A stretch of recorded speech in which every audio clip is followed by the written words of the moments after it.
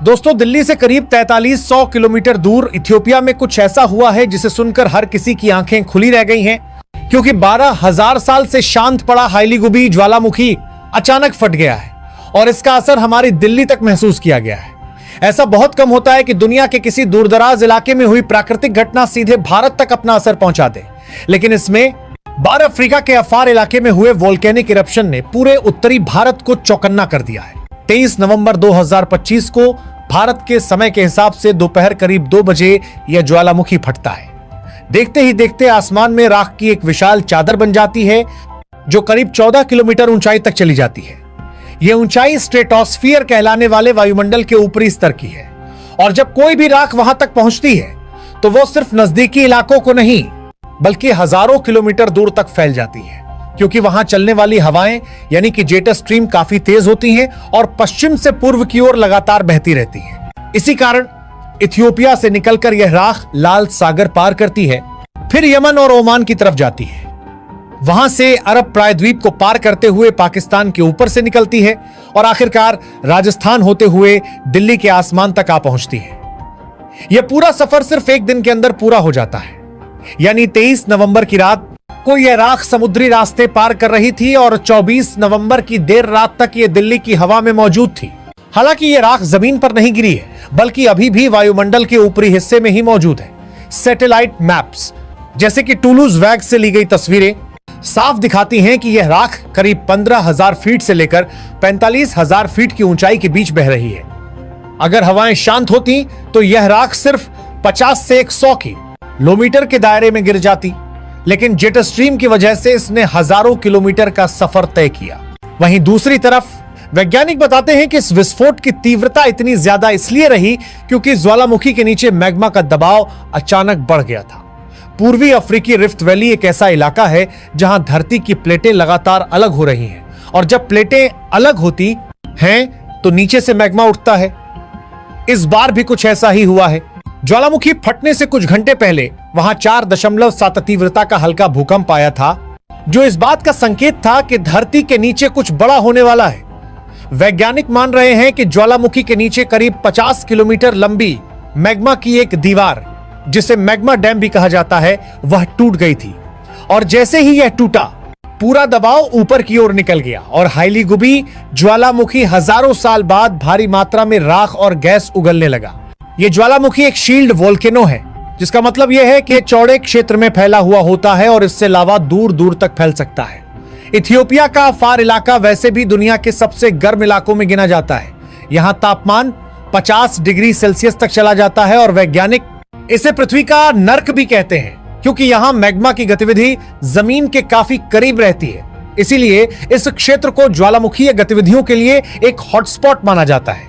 अब बात करते हैं कि इस राख में क्या था और इसका असर क्या हो सकता है। दोस्तों, सैटेलाइट डेटा के मुताबिक इस राख में सल्फर डाइऑक्साइड यानी SO2 गैस की मात्रा काफी ज्यादा है।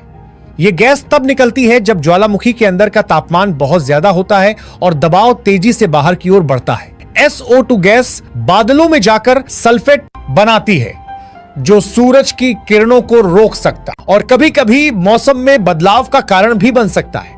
हालांकि अभी की स्थिति में विशेषज्ञ कह रहे हैं कि मात्रा इतनी ज्यादा नहीं है कि इससे किसी बड़े बदलाव की आशंका हो, लेकिन आगे के दिनों में इस पर लगातार नजर रखनी होगी, क्योंकि अगर ज्वालामुखी दोबारा फटता है तो स्थिति बदल भी सकती है।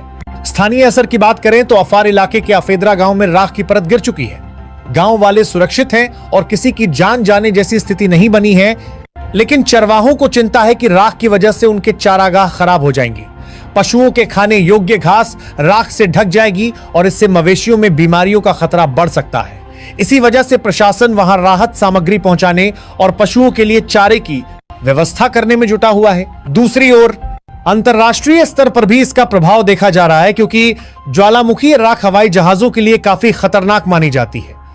राख के कण इंजन के अंदर जाकर उसे नुकसान पहुंचा सकते हैं और कई बार इंजन बंद भी कर सकते हैं। इसी कारण कई देशों में फ्लाइट रूट बदले गए हैं। भारत में भी DGCA ने एडवाइजरी जारी की है। मुंबई, हैदराबाद, कन्नूर और कुछ खाड़ी देशों की उड़ानों को रोकना पड़ा है। दिल्ली और जयपुर के आसमान में भी फ्लाइट मॉनिटरिंग लगातार की जा रही थी।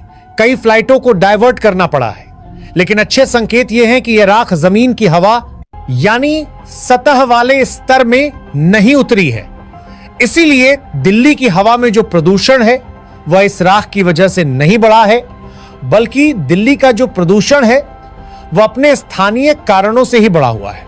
किसानों की पराली का असर, वाहनों और फैक्ट्रियों का धुआं और मौसम की नमी, इन सब की वजह से AQI पहले से ही खराब है। IMD के निदेशक M महापात्रा ने भी कहा है कि यह राख नीचे न ही उतरेगी, इसलिए PM 2.5 या PM 10 के स्तर पर इसका ज्यादा प्रभाव नहीं पड़ेगा। हाँ, आसमान धुंधला दिख सकता है और सूर्य की रोशनी हल्की कम महसूस हो सकती है, लेकिन इससे किसी तरह का नुकसान होने की संभावना नहीं है। लंबे समय में SO2 गैस बारिश के साथ मिलकर एसिड रेन बना सकती है, लेकिन इसकी मात्रा अभी बहुत कम है और खतरा न के बराबर है। वैज्ञानिकों की टीम अब इस घटना का अध्ययन कर रही है, क्योंकि इतने लंबे समय तक शांत रहने के बाद किसी ज्वालामुखी का अचानक एक्टिव होना अपने आप में बहुत बड़ा सवाल है। हालांकि अभी यह कहना मुश्किल है कि यह ज्वालामुखी आने वाले दिनों में दोबारा फटेगा या शांत हो जाएगा, पर वैज्ञानिक इस बात से इनकार नहीं कर रहे कि आगे और भी गतिविधियां हो सकती हैं, क्योंकि सल्फर डाइऑक्साइड की मात्रा लगातार मॉनिटर की जा रही है और SO2 गैस तभी ज्यादा निकलती है जब मैग्मा की हरकतें तेज होती हैं, जिससे यह अंदाजा लगाया जा सकता है कि अभी धरती के अंदर कुछ और भी चल रहा होगा। इसी वजह से शोधकर्ता लगातार वहां की जमीन, तापमान, मैग्नेटिक फील्ड के बदलाव, गैसों की मात्रा और भूकंपों की छोटी छोटी हलचल जैसे हर संकेत पर नजर रख रहे हैं, ताकि वे इस पैटर्न को समझ सके और अगली गतिविधि कब हो सकती है इसका अंदाजा लगा सके। आने वाले दिनों में वैज्ञानिक ये भी देख रहे हैं कि क्या यह विस्फोट अफ्रीकी महाद्वीप के भूगोल पर कोई प्रभाव डालेगा या नहीं, क्योंकि रिफ्ट वैली लगातार फैल रही है और कई लाखों सालों बाद ऐसा हो सकता है कि अफ्रीका का यह हिस्सा बाकी महाद्वीप से अलग होकर एक नया भूभाग बना दे।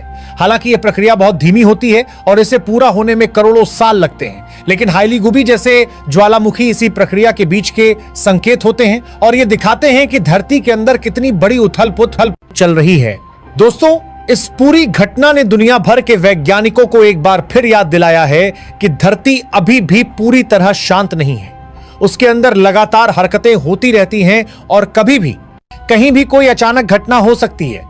इसीलिए वैज्ञानिक हाइलीगुबी को आने वाले वक्त में रिसर्च के लिए बहुत महत्वपूर्ण मान रहे हैं। फिलहाल राहत की बात यह है कि ज्वालामुखी के आसपास रहने वाले लोग सुरक्षित हैं और भारत जैसे देशों में यह राख जमीन तक नहीं पहुंच रही है, इसलिए किसी तरह का खतरा नहीं है।